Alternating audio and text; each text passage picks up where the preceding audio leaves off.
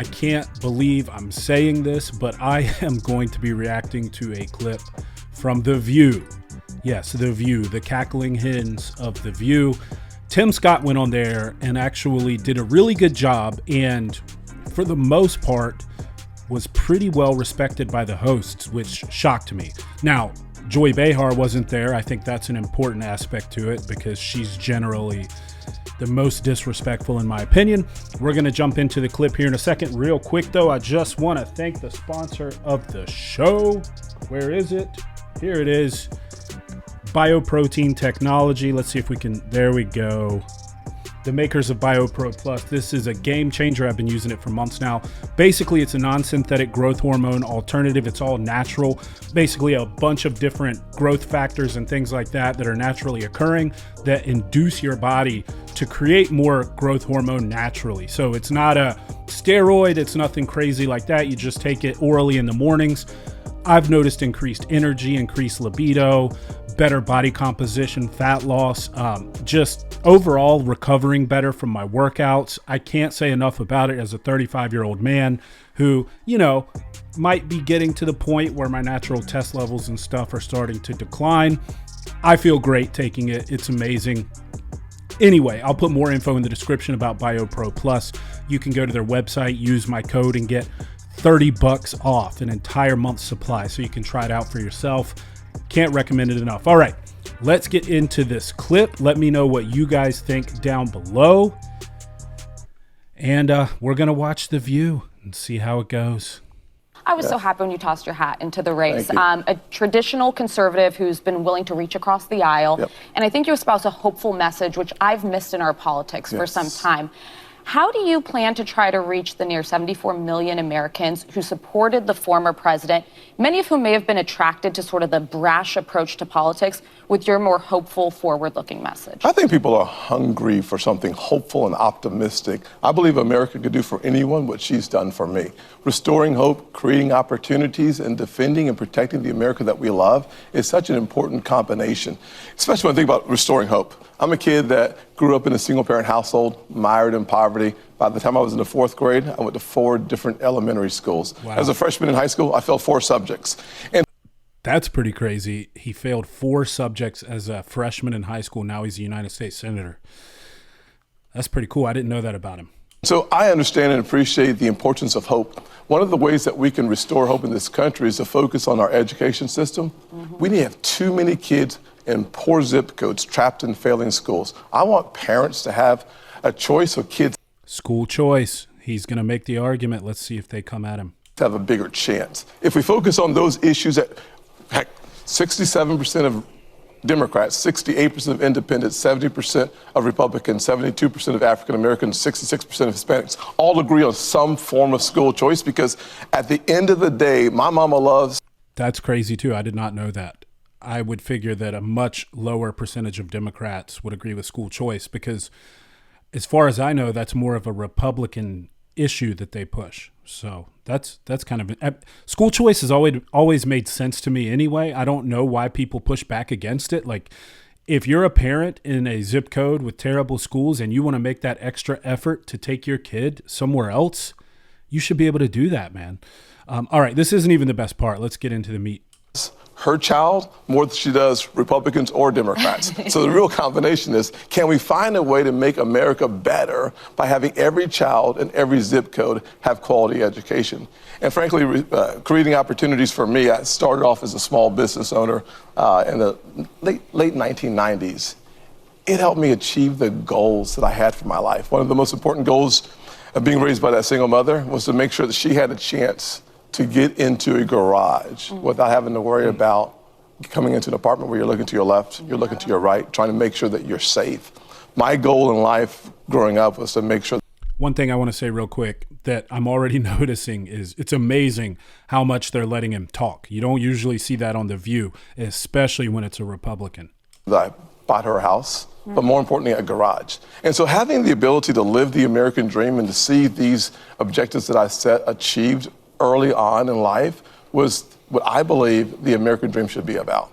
making sure that every single person, based on their character, their grit, and their talent, can rise as high as humanly possible. Meritocracy. And I will say that the transformation that I've seen in my life and in South Carolina, it is measurable by the millions of lives that are absolutely different today than it's ever been, particularly as I look back at my grandfather's life.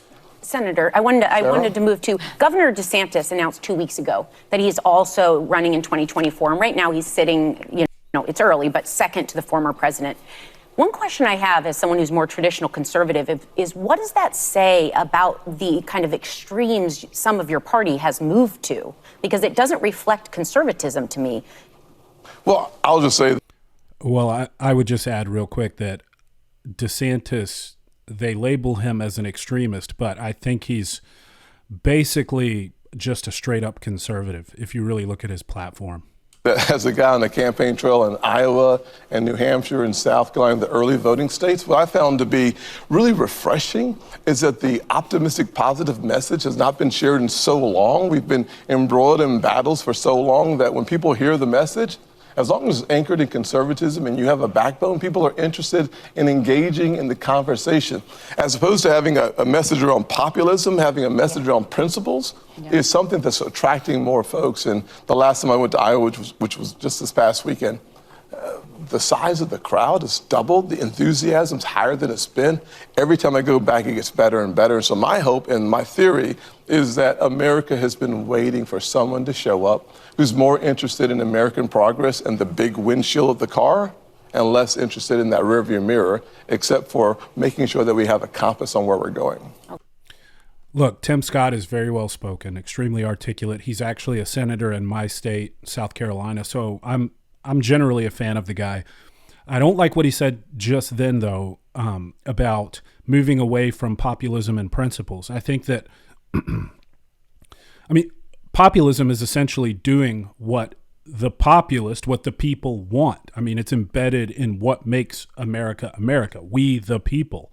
So I don't know exactly where he's going with that. Maybe he's just saying in order to encourage people to be more optimistic, we have to speak in broader terms and more macro terms instead of really focusing in on the meat of populism and I would assume policy specifically and principles. But look, having principles is a very good thing in my opinion. So I'm not quite sure what he means by that, unless he's just saying it's better to speak vaguely in generalities to tap into people's hearts and minds versus getting down into principles and populism. But I mean, populism is the will of the people, essentially, in my understanding. If I'm wrong about that, let me know down below, guys. But anyway, let's keep going.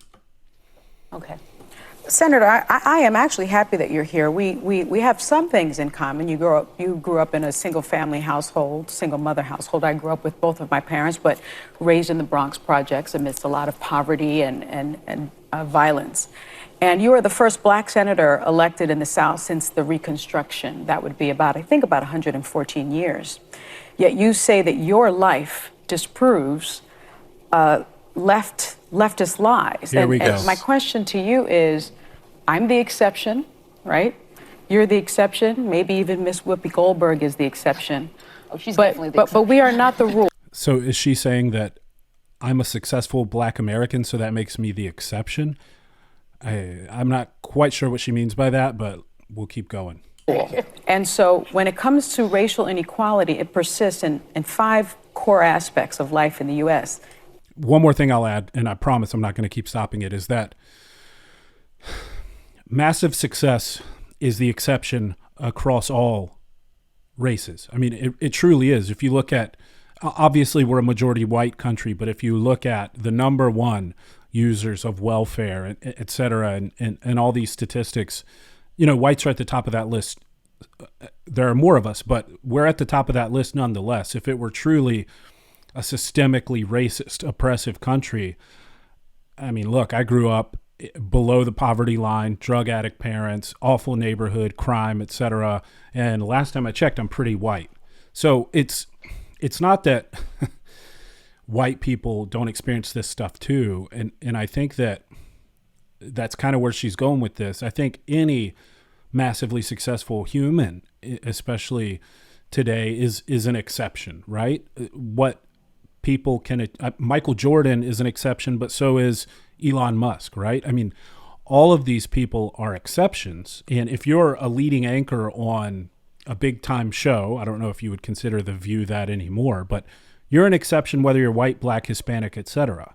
You are the top 0.1%, period. It doesn't matter what your skin color is. Even if you're white, you're the exception in that regard. So let's see where she keeps going with this. Economics, education, healthcare, criminal justice, and housing. At nearly every turn, these achievements were fought, threatened, and erased, most often by white violence. You have indicated that you don't believe in systemic racism. Decades ago. What is your definition of systemic racism? Let me answer the question that you've answered.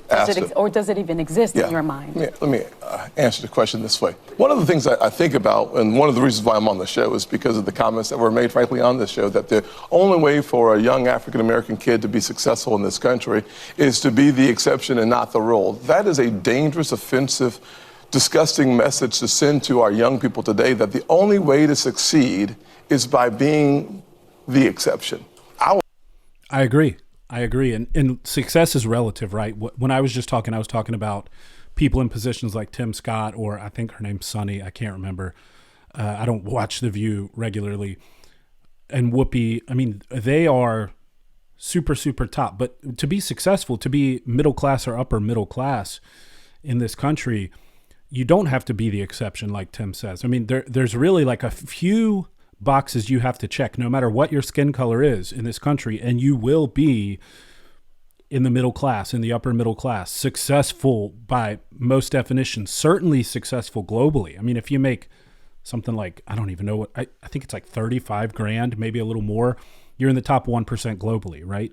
I think oftentimes we forget just how good we have it here in America, but it's like graduate high school, don't get pregnant before you're married, and like one other thing. And it's like, if you check those 3 boxes in America, it's some massive probability that you'll be successful. And when I say successful, I mean in the middle class or upper middle class, living in the suburbs, making decent money, putting your kids through college, all those things that people aspire to do.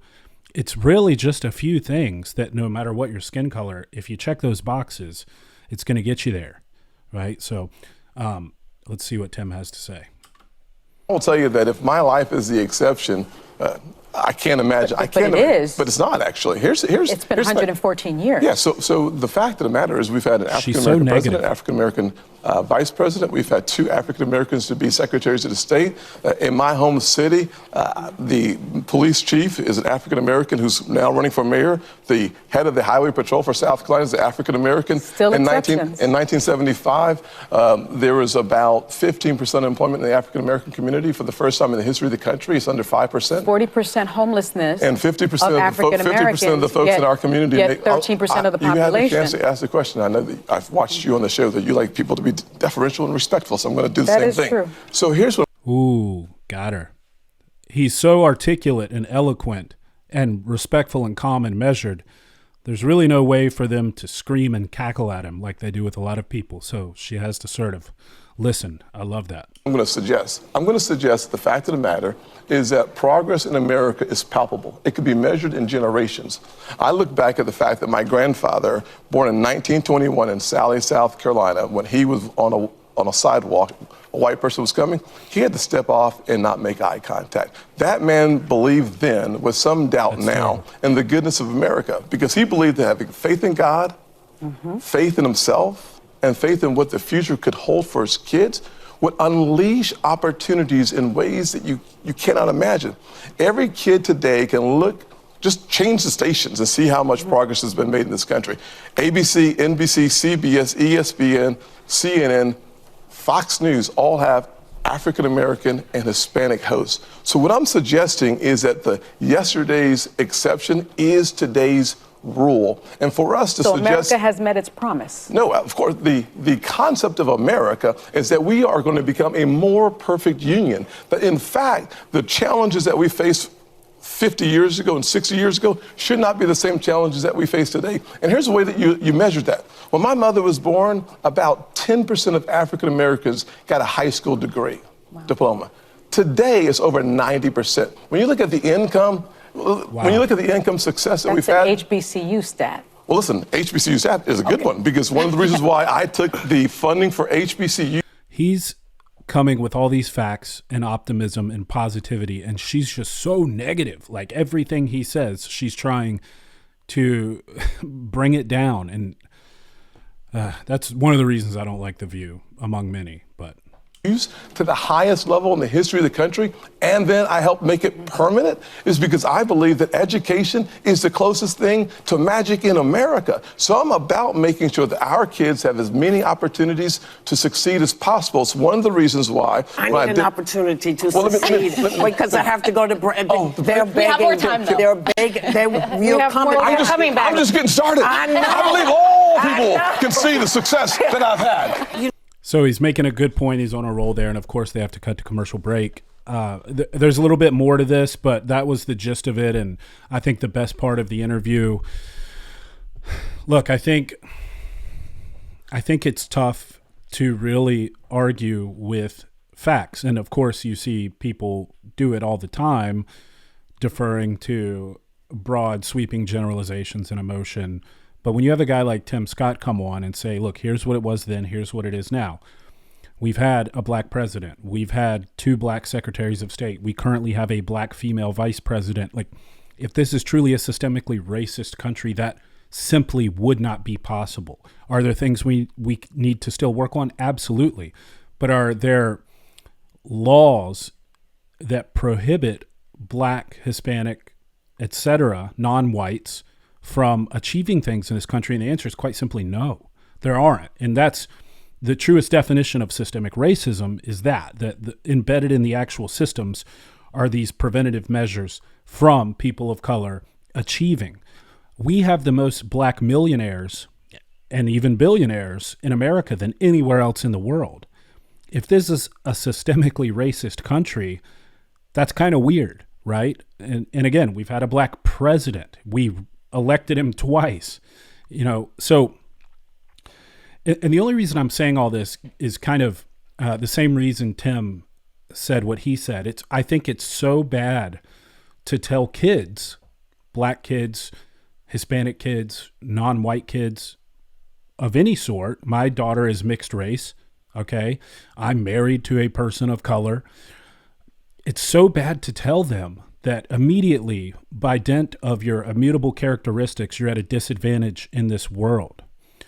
Whatever happened to telling kids the world is your oyster? If you work hard, it's yours for the taking, especially in America. I mean, there are countless examples of incredibly successful, high-achieving African-American individuals and Hispanic individuals, et cetera, in this country, much more so than any other country, right? So I think it's a beautiful thing that we're the most diverse country in the world and we have equality of opportunity. Now, one thing that often gets conflated with race, I think, is class. And it is a lot tougher when you're growing up poor in a single parent household, et cetera. And I'll use myself as an example because it's the best example I know. My parents were both 16 when I was born. My parents were both drug addicts, in and out of prison. I was abused physically and mentally or emotionally or whatever. Grew up homeless for stretches of time in trailer parks in really bad neighborhoods, crime, etc. And if I had basically conceded that, okay, this is just how it's going to be for me, there's no hope, then I wouldn't have made anything of myself. And I'm not saying I'm the most successful person in the world, but I've managed to get out of that and go to college and have a career and build a company and sell that company and have a wife and a child and, own a home and all these things. And it's just such a disservice, in my opinion, to tell a kid like me, to tell a kid growing up in the inner city that they can't achieve something just because of their circumstance. If anything, we should be telling them, look at all these examples of people who have done it. It's possible. You've got to work hard and you will get there, right? So that's why I really like that section of the interview with Tim Scott. I think he's a pragmatist and an optimist. I really like him in general as a candidate. I don't know how successful he'll be, but I think that if nothing else, maybe he can end up on the cabinet of who does win if a Republican wins. And I just think this was a really good example of someone on the right sort of stepping into the lion's den, or I guess on the View, the hen's den, and speaking with reason, maintaining his composure, being measured, and being able to control the conversation and sort of demand that deference that he referred to, that respect from them to hear him out. Obviously, I think that's Sonny. I don't know if that's the right person, but the other lady who kept saying, well, but that's HBCUs. Well, but, they're still an exception. Well, but just so negative and pessimistic about everything.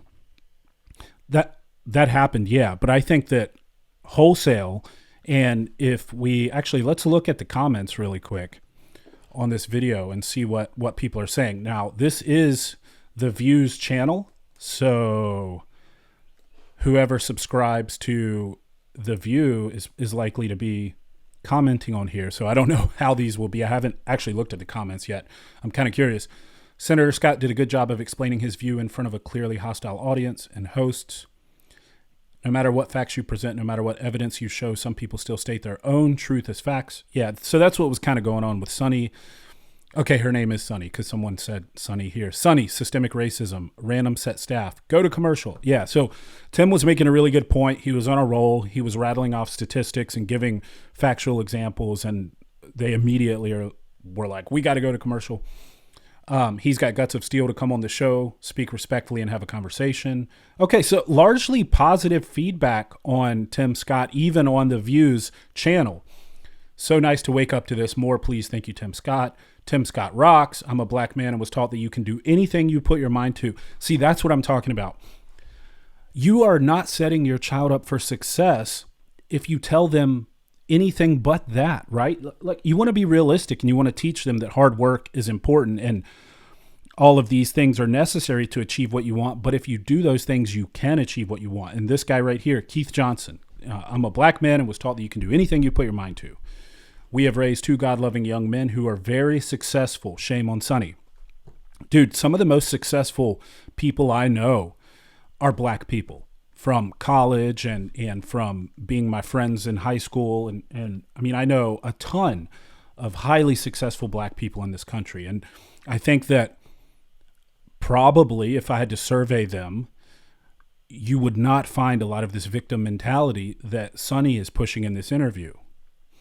I believe the problem is much more systemic classism than systemic racism. Yeah, there are poor whites and browns on the streets, homeless as well. That's what I was talking about. So classism absolutely exists in this country. And if you're born into a crappy situation, the odds are against you. But that's the case everywhere.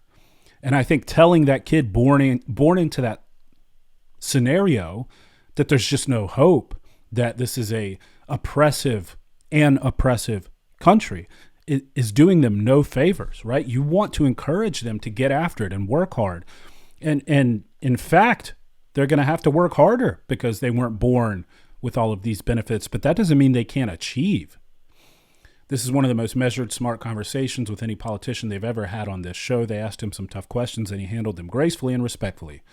This man as a leader could do a lot of much needed healing. I'd vote for him. Yeah, Sonny saying systemic racism could be a drinking game. That's true. Yeah, so obviously, even on the Views actual channel, this is getting positive feedback. Tim Scott is getting positive feedback. So it's kind of a breath of fresh air to see something like this, to see Tim being able to handle himself in such a manner, get his message across. The audience, of course, wasn't exactly cheering for him. There was a point in the interview later when they all booed and Whoopi had to be like, guys, stop booing. So it's clearly a bit of an echo chamber in terms of the audience there at The View. But I think in large part, the hosts, hostesses, whatever, were pretty respectful compared to what I've seen them do in the past. So anyway, if you want to check out the rest of the full interview, I'll put the link down in the description here. Let me know what you guys think. I appreciate you. I love you. Keep fighting the good fight. And until next time, keep your minds free.